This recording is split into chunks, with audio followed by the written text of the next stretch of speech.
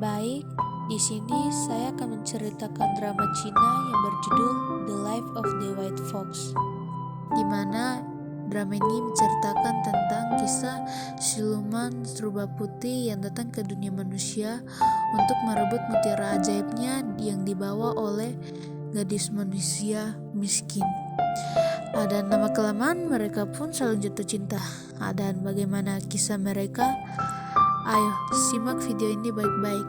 Dan jangan lupa like, komen, dan subscribe agar saya lebih bersemangat lagi dalam mengupload video-video berikutnya.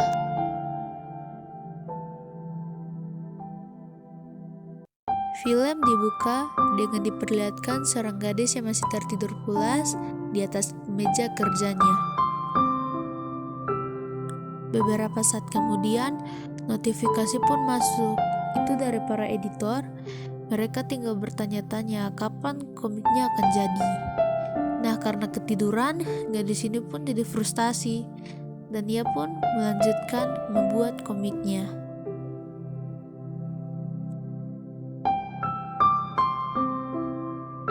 Adegan beralih yang diperlihatkan gadis ini tengah membaca buku kuno yang menceritakan tentang mutiara ajaib yang dapat mengabulkan permohonan apapun. Entah itu menjadi dewa atau apapun lah, itu dapat dikabulkan dengan mutiara ini. Beberapa saat kemudian tahun masuk dan sini diperlihatkan gadis ini yang tengah dimarahi oleh para editor karena dia belum merilis komiknya juga. Di sini sangat kelihatan ya kalau gadis ini mempunyai banyak utang. Nah, untuk menghilangkan rasa stresnya, gadis ini pun ikut jalan-jalan bersama temannya. Tapi karena tempatnya tutup, dia pun mengambil langkah yaitu melompat pagar. Saat ia tengah berjalan, temannya pun menelpon. Gadis ini bernama Xiaokui.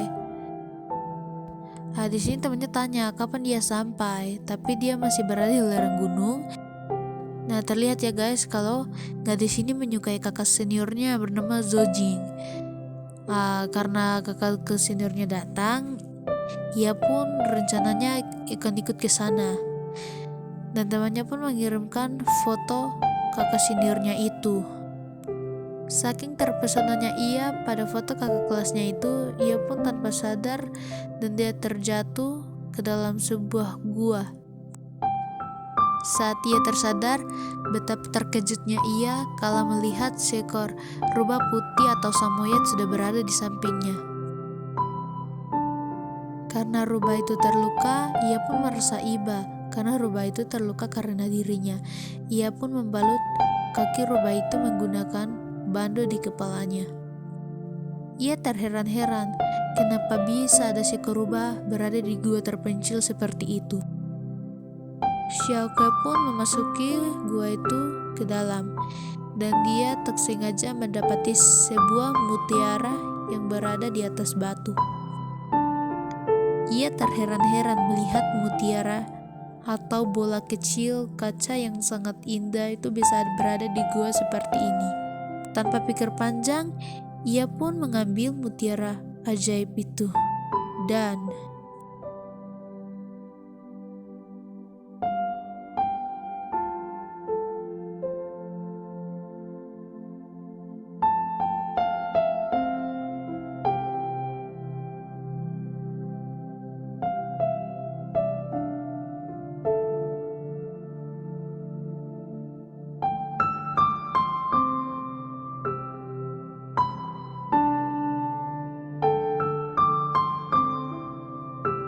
seakan-akan mutiara itu seperti melepas sesuatu. Tanpa pikir panjang, Xiaokui pun menyimpan bola kaca itu ke dalam tasnya. Xiaokui pun menaiki gua itu dengan memanjat beberapa dedaunan yang turun sambil membawa rubah putih itu di dalam tasnya. Karena dia merasa iba, dia pun membawa rubah itu ikut bersamanya. Xiaokui pun membatalkan perjanjiannya untuk bertemu dengan temannya itu yang bernama Li Ping'an. Zojing pun bertanya di mana Xiaokue. Di sini Li Ping'an bilang kalau kayaknya Xiaokue ada mengalami kecelakaan jadi tidak sempat datang. Xiaokue pun meletakkan rubah putih itu di depan rumah sakit hewan. Karena tidak ada biaya, ia pun hanya meletakkannya di situ tanpa menunjukkan jati dirinya karena dia tidak punya uang. Sesampainya di rumah, Xiaokue sangat frustasi akan komentar-komentar buruk tentangnya di media sosial. Di rumah sakit binatang, tak disangka rubah itu berubah menjadi seorang pria tampan. Pria itu pun berkata, dunia sudah berubah. Ia pun bertanya kenapa dia belum menjadi dewa. Ia pun baru menyadari kalau mutiara ajaibnya hilang. Orang-orang di sepanjang jalan menjadi heboh karena pakaiannya. Mereka mengira dia adalah artis. Xiaokue pun menjadikan mutiara ajaib cermin menjadi sebuah kalung. Saat ia memakainya, mutiara itu pun bersinar. Adegan diperlihatkan di mana semua siluman mengetahui bahwa mutiara ajaib cermin telah muncul di dunia. Siluman putih itu pun sudah menyadari keberadaan mutiara ajaib cerminnya. Di sini terlihat Xiaokue yang tengah membaca komentar-komentar di media sosial. Mereka merasa aneh, kenapa Xiaokue begitu menakutkan. Xiaokue pun terheran-heran, apa yang menakutkan? Ia pun kembali mengecek fotonya tadi. Saat di zoom, betapa terkejutnya Xiaokue melihat kaki di belakang fotonya tadi. Ia pun menjadi ketakutan. Saat ia menoleh ke belakang, betapa terkejutnya ia kalau melihat siluman rubah putih itu telah berdiri melayang di belakangnya. Ia pun menjadi ketakutan histeris. Ketika ia melihat bandonya yang berada di tangan pria itu, ia pun baru menyadari bahwa pria yang di depannya itu adalah rubah putih yang ia tolong tadi. Ia pun memohon agar dilepaskan, tapi pria itu berkata jika ingin dilepaskan, kembalikan dulu mutiara ajaib cerminnya. Saat Xiaokue ingin melepaskan mutiara itu, ia pun menjadi sesak nafas. Dan pria itu pun menjelaskan bahwa mutiara ajaib telah menyatu ke dalam tubuhnya. Dan satu-satunya cara agar bisa melepaskan mutiara itu, Xiaokue harus mati dan mutiara itu dapat dilepaskan. Tapi pria itu tak peduli. Ia tetap akan berniat ingin melepaskan mutiara ajaib itu. Xiaokue pun berusaha menghindari pria itu. Tapi pada saat mereka sedang bertengkar, sebuah oven pun berbunyi. Pria itu keheranan, bunyi apa itu? Habis itu Xiaokue menjelaskan bahwa itu adalah pemanggang makanan atau pemanas makanan. Xiaokue pun mendapat ide cemerlang, yaitu mengajak pria itu makan bersamanya karena ia tahu pria itu kelaparan. Pria itu pun menyetujuinya. Demi membujuk pria itu agar melepaskannya, ia pun mentraktir ia makan di sebuah restoran dengan makanan yang sangat mahal. Xiaokue tidak bisa berbuat apa-apa. Demi nyawanya, ia melakukan itu. Dan terlihat pria itu sangat kelaparan. Ia melahap habis semua makanan di situ. Xiaokue pun berbohong kepada kasir bahwa semua itu akan ditanggung sama pria itu. Ia pun melarikan diri dari restoran itu tanpa berpamitan dengan pria itu. Dengan cepat, ia menaiki bus untuk menghindari pria itu. Tanpa Xiaokue sadari, bus yang ia naiki saat ini adalah bus yang dikendarai oleh siluman.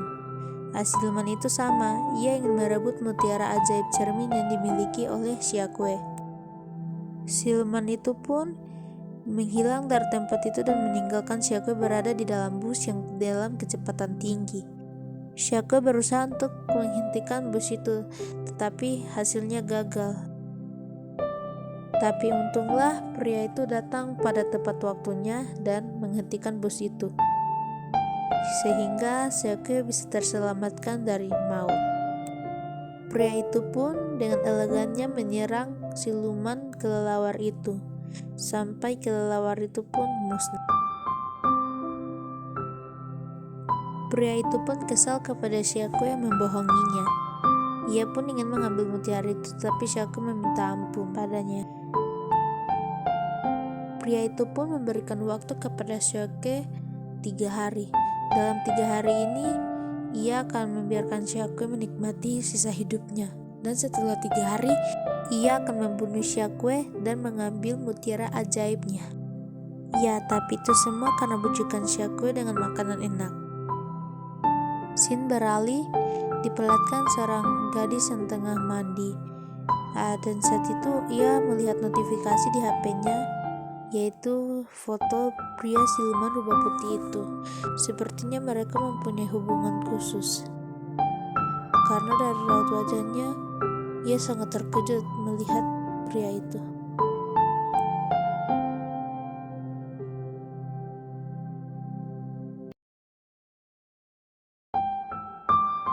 Di episode 2, terlihat Xiaoque yang tengah memperbaiki sekring lampu. Ternyata pria ini tidak mengetahui tentang elektronik. Di sini Xiaoque mempunyai ide untuk mengerjainya. Ia pun menyuruh pria itu untuk menyentuh meteran lampu, tapi tak disangka hasil tidak terjadi apa-apa. Namun pada saat Xiaoque menyentuh tangan pria itu, ia pun kesetrum dan terjatuh. Scene beralih, diperlihatkan Xiaoque yang tengah menulis daftar keinginannya sebelum ia mati. Di sini diperlihatkan seorang artis yang baru selesai akting. Dia bernama Nanjiao. Adegan berpindah yang diperlihatkan Xiaoque yang tengah mengatur bunga. Tak disangka muncul satu lagi siluman yang ingin merebut mutiara ajaib. Karena terlalu panjang, kita panggil saja mutiara ajaib ya guys. Untung saja pria itu datang pada tepat waktunya. Dengan satu petikan jarinya saja, siluman itu pun gugur. Di sini belum dikasih tahu siapa nama pria ini.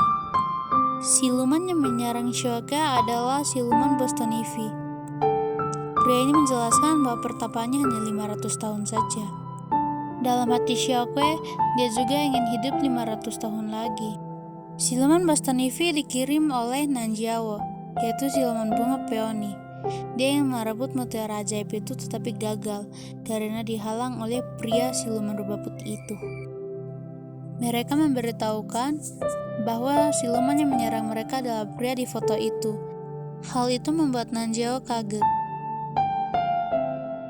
Scene berpindah dengan diperlihatkan Xiaoque yang mau berangkat ke kampus.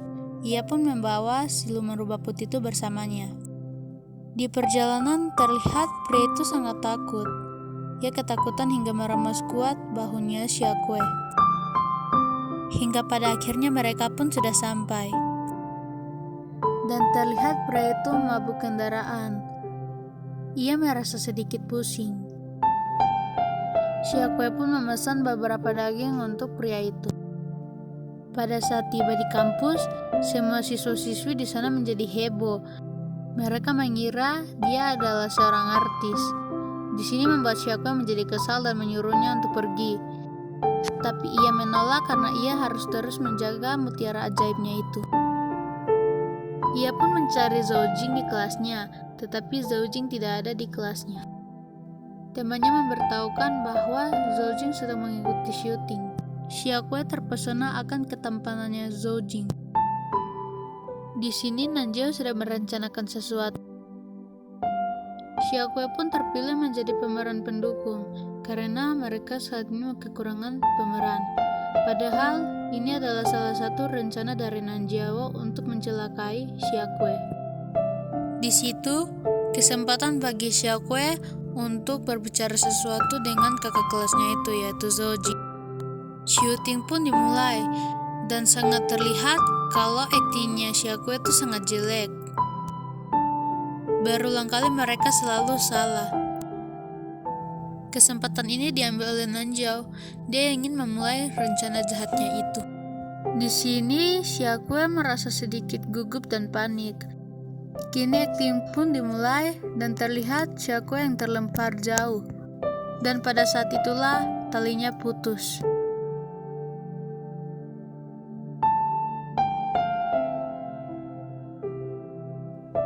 Untung saja pria itu datang pada waktunya. Ia menahan tali itu dan Xiaokui pun tidak terjatuh. Scene beralih dengan diperlihatkan Nanjiao bersama dengan pria itu. Dan ternyata mereka ini sudah pernah bertemu di masa lalu.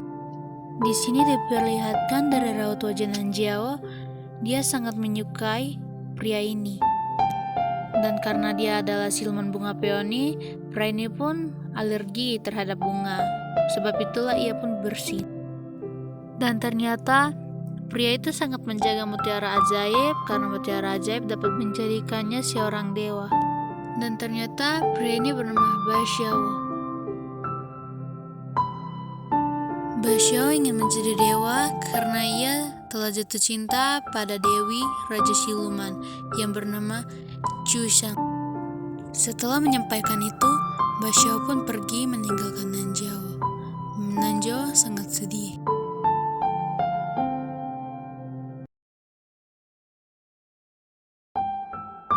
Di episode 3, diperlihatkan Nanjiao yang tengah menghampiri Xiaokui. Hal ini membuat Xiaokui sedikit ketakutan. Di sini Nanjiao berniat ingin mengambil mutiara ajaib, membuat Xiaokui menjadi tambah ketakutan. Xiaokui pun tidak punya pilihan, ia hanya bisa memanggil nama Bai Xiao. Bai Xiao pun datang dan memarahi Nanjiao yang ingin mengambil mutiara ajaibnya. Nanjiao terus membujuk Bai Xiao agar hidup bersamanya di dunia manusia. Tentu saja Bai Xiao menolaknya. Ia tetap pada tekadnya yang ingin menjadi dewa. Di sini, Bai Xiao mengancam akan membunuh Xiaokui saat ini juga jika dia berani membicarakan masalah jika Nanjiao adalah siluman.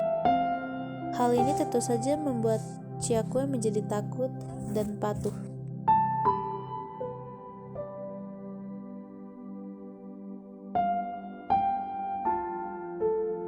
Bai Xiao pun mendekat ke Xiaokui. Xiaokui sudah ketakutan, tetapi dia bilang, "Aku lapar." Membuat Xiaokui menjadi kesal. Scene beralih diperlihatkan Nanjiao yang tengah menyuruh anak buahnya untuk membuat laporan palsu tentang mutiara ajaib yang dapat dilepaskan jika mengumpulkan 100 reiki dari siluman. Di tempat lain, terlihat Xiaokui yang sudah sampai di atas gedung untuk menunggu Zhou Jing datang. Diperlihatkan, kini Zhou Jing sudah tiba di sana. Xiaokui sedikit merasa deg-degan, hingga pada saat dia berbalik, orang itu bukanlah Zhou Jing, melainkan Bai Xiao yang sudah ingin mengambil mutiara ajaib darinya. Karena batas waktu Xiaokui sudah habis, waktunya untuk dia mengambil mutiara ajaibnya. Xiaokui memohon kepada Bai Xiao untuk memberikan dia sedikit waktu. Zhou Jing belum sampai juga di sana.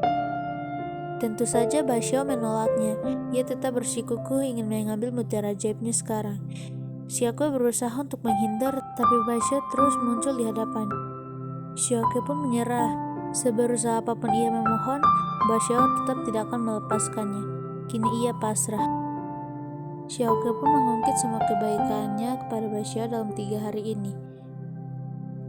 Tapi Bai Xiao tidak memperdulikan. Xiaokui kini sudah menyerah. Ia pasrah akan dibunuh oleh Bai Xiao.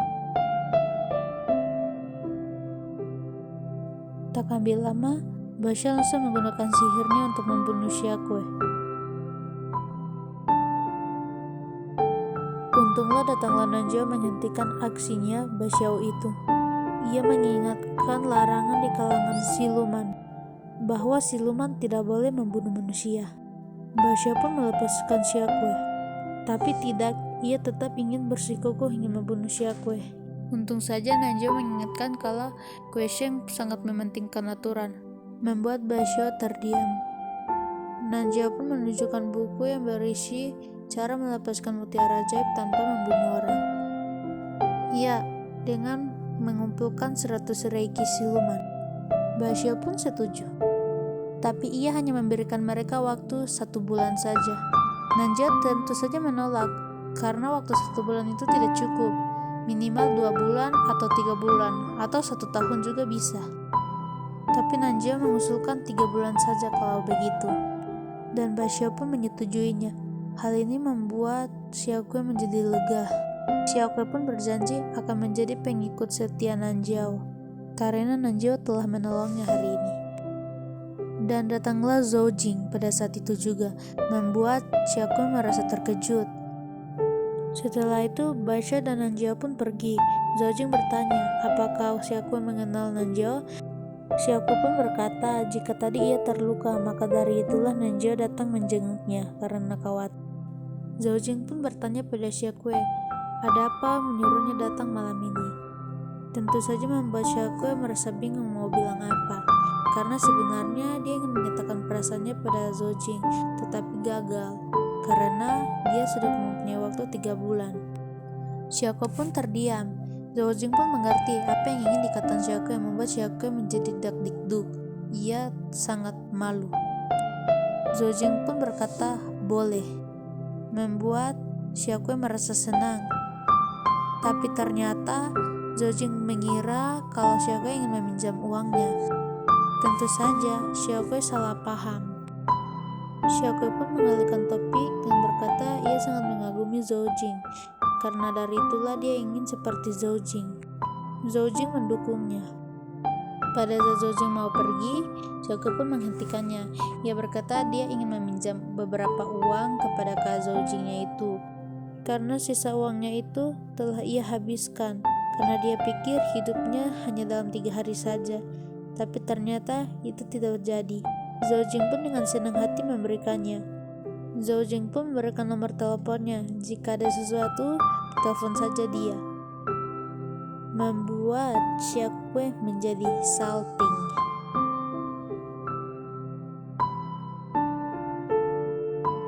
Di saat Xiaokui ingin pergi, ia dikagetkan dengan kehadiran Nanjiao. Nanjiao bilang tenanglah, dia tidak akan mengambil mutiara ajaib karena ia telah menyelamatkan nyawanya tadi. Di saat Xiaokui ingin pergi, Nanjiao menghentikannya. Ia bilang dia ingin berbicara 4 mata dengan Xiaokui. Di tempat lain, terlihat Basha yang tengah makan sambil ditemani oleh Hua Tiantian, asisten pribadi Nanjiao. Basha sama sekali tidak menghiraukan perkataan Hua Tiantian. Ia terus fokus makan. Di tempat lain terlihat Nanjiao sedang bersama Xiaokui. Di sini Nanjiao ingin curhat kepada Xiaokui. Nanjiao pun menceritakan pertemuannya dengan Bashao dulu. Kita dibawa flashback ke zaman dahulu, di mana dulu Nanjiao ini adalah anak dari orang kaya. Ia mengerjai salah satu pelayan di sana, membuat pelayan di sana marah.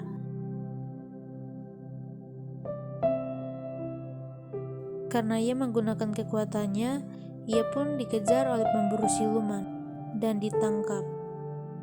Xiaokui bilang, kenapa Nanjiao harus ditangkap? Kan bukan salahnya. Tapi Nanjiao bilang, siluman tidak boleh menggunakan sihir kepada manusia, sebab itulah ia ditangkap. Jadi sekarang siluman tidak punya tempat. Mereka terpaksa bergabung satu dunia dengan manusia. Dan lanjut, setelah Nanjiao ditangkap, ia diselamatkan oleh Bashao. Karena Bashao merasa kesal kepada pemburu siluman ini. Karena semena-mena menangkap siluman tanpa mengetahui kesalahannya. Pemburu siluman itu pun kabur karena takut. Dan mulai saat itulah Nanjiao mulai mengikuti Bashao kemanapun Bashao pergi.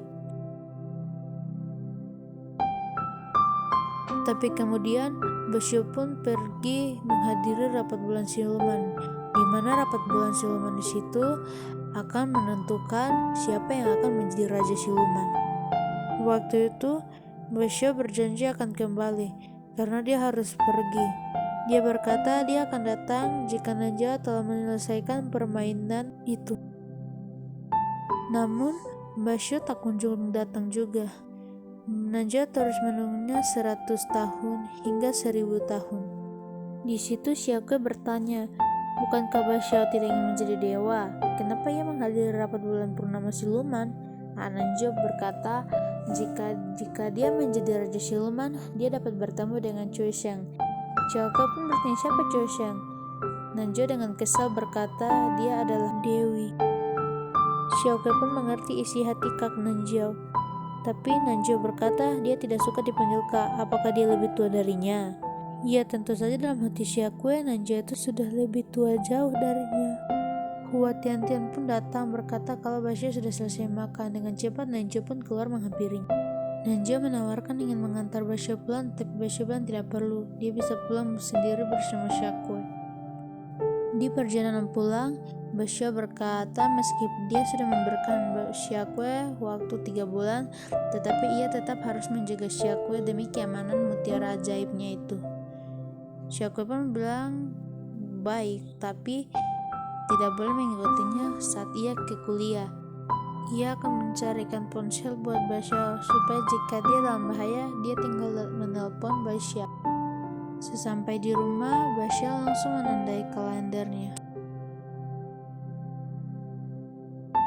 Hingga datanglah satu pemburu siluman yang melacak keberadaan Basya.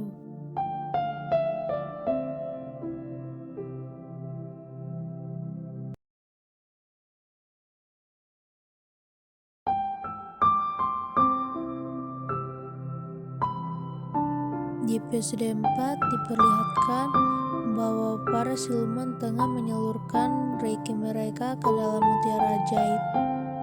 Dan itu semua karena bantuan Nanjiao. Di sini, Shakwe bilang kok hanya 19 saja. Nanjiao pun membalas, kalau bukan dia adalah siluman yang terhormat, mana mungkin Shakwe bisa mengumpulkan reiki yang begitu banyak dalam satu hari. Shakwe pun tak bisa membantah, ia hanya bisa menurut saja. Shakwe pun bertanya, Nanjiao, kau belum serahkan reikimu kan? Nanjiao pun berkata, reikiku untuk tetap muda. Jadi, Nanjiao tak ingin memberikan reikinya karena ia ingin tetap muda. Di sini, Shakwe menjelaskan apa kegunaan benda-benda di dalam kamar mandinya itu. Saat Shakwe tengah mengeringkan rambut, ia malah mengingat bahwa ia meninggalkan pakaian dalamnya dalam kamar mandi. Dengan cepat, Shakwe kembali ke kamar mandi untuk mengeceknya dan menemukan Basya baru selesai mandi. Dengan polosnya, Basya menunjukkan dalamnya Shakwe membuat Shakwe malu dan panik. Karena hal itu, ia pun tak sengaja memeluk Basya membuat Basya tertegun. Karena hal itu, ekor Basya pun keluar. Shakwe dengan polosnya memegang ekor itu membuat Basya sangat marah dan pergi meninggalkannya. Di saat Shakwe tengah membereskan barang-barangnya, tiba-tiba perutnya terasa sakit. Ia pun dengan cepat berlari ke kamar mandi. Ternyata saat ini Shakwe tengah mendapati menstruasinya. Basya pun datang menanyakan ada apa dengan mutiara ajaib. Dengan cepat, Shakwe memberi alasan kalau saudaranya sedang datang, jadi jangan dimasuk. Dia bertanya laki-laki atau perempuan. Dia dengan polosnya berkata lagi, ada tamu masuk belum? Shakwe pun bingung mau buat alasan apa, tapi untung saja Basya sudah pergi. Shakwe merasa aneh, bukankah minggu lalu ia sudah dapat, tapi kenapa sekarang dapat lagi? Dan juga Shakwe merasa aneh, kok kukunya cepat panjang ya, bukannya dia baru potong kemarin-kemarin dan hidupnya tambah aneh lagi. Kenapa nafsu makannya menambah? Bukankah dia tidak suka makan banyak? Shakwe merasa aneh dengan hal itu. Shakwe pun mengabaikannya dan bersiap untuk pergi ke kampus. Di kantin, Shakwe makan sangat banyak, membuat orang-orang di sekelilingnya merasa dia aneh dan rakus. Karena melihat Zojo yang sedang mengantri, Shakwe pun mengikut untuk mengantri di sana. Di sini, Shakwe mengomel karena wanita penjaga kantin itu hanya memberikan sedikit daging saja kepadanya. Karena orang lain mulai menggosipnya, Zojing pun datang meminta tambahan daging dan mengajak Shakwe untuk ikut bersamanya. Zojing pun memberikan sebagian lauknya kepada Shakwe. Awalnya Shakwe menolak, tetapi karena Zojing memaksa, ia pun menerimanya. Temannya Zojing bertanya, itu siapa? Zojing pun menjawab bahwa dia adalah adik seniornya. Di situ temannya menggaranya dengan kau sangat peduli padanya ya. Zojing pun membalas kalau Shakwe itu orang yang kurang mampu. Di situ temannya Zojing membahas tentang Pramuria itu. Dia menjelaskan bahwa Pramuria itu dikejar banyak pria di kampus mereka. Dia bernama Tusan, sederhana dan cantik. Sepertinya teman Zojing ini tertarik pada wanita itu. Tapi Zojing seperti hanya biasa-biasa saja, tidak tertarik sama sekali. Di sini Shakwe merasa kesal pada pramugari itu karena terus menatap Zojing membuat Shakwe salah paham. Shakwe dan Tusan terus mengikuti kemanapun Zojing pergi.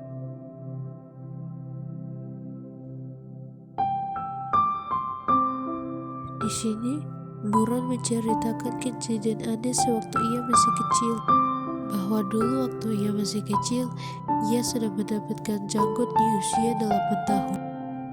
Tingginya pun bertambah. Bahkan dokter pun tidak mengetahui alasannya. Ia merasa aneh dengan kejadian itu. Lalu seseorang bilang kalau rumahnya tidak baik, yang berarti ada penghuni atau siluman. Setelah mereka pindah, kehidupannya kembali normal.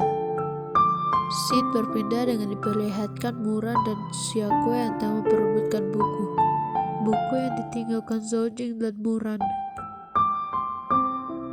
Akhirnya mereka tahu siapa orang yang mereka sukai adalah orang yang berbeda. Akhirnya mereka saling bercerita satu sama lain. Akhirnya mereka pun jadi bestie. Padahal tidak diketahui Shakwe bahwa Tusan seorang siluman. Dia pun ingin memperebutkan mutiara ajaib yang dimiliki Shakwe. Tapi ia pun mengurungkan niatnya itu. Di sini, Shakwe datang ke asramanya Zojing. Ia ingin mencari Muran, tetapi Muran ada urusan. Oleh sebab itu, ia pun ingin pergi. Di situ, Shakwe memberitahukan hal yang ingin dia sampaikan. Setelah itu, ia pun pergi meninggalkan asramanya Zojing. Shakwe pun memberitahukan kepada Tusan bahwa rencana mereka sudah berhasil. Karena itu, Tusan pun mentraktir Shakwe makan daging yang banyak. Akhirnya Shakwe pun telah tiba di rumahnya dan terlihat Basya yang sudah menunggunya. Scene beralih dengan diperlihatkan Shakwe yang ingin keluar bertemu Tusan. Tetapi jika Basya ikut dengan berpakaian seperti itu, mungkin mereka bisa mengira kalau Basya itu seorang artis. Maka dari itulah Shakwe menyuruhnya untuk mengganti pakaian lain. Dan dreng, Basya berubah menjadi artis terkenal yang sangat tampan, membuat Shakwe tercengang dibuatnya. Akhirnya mereka sampai di tempat tujuan. Mereka menghabiskan malam indah itu dengan bercerita tentang kehidupan mereka masing-masing. Basya bercerita tentang kehidupan masa lalu pada saat itu.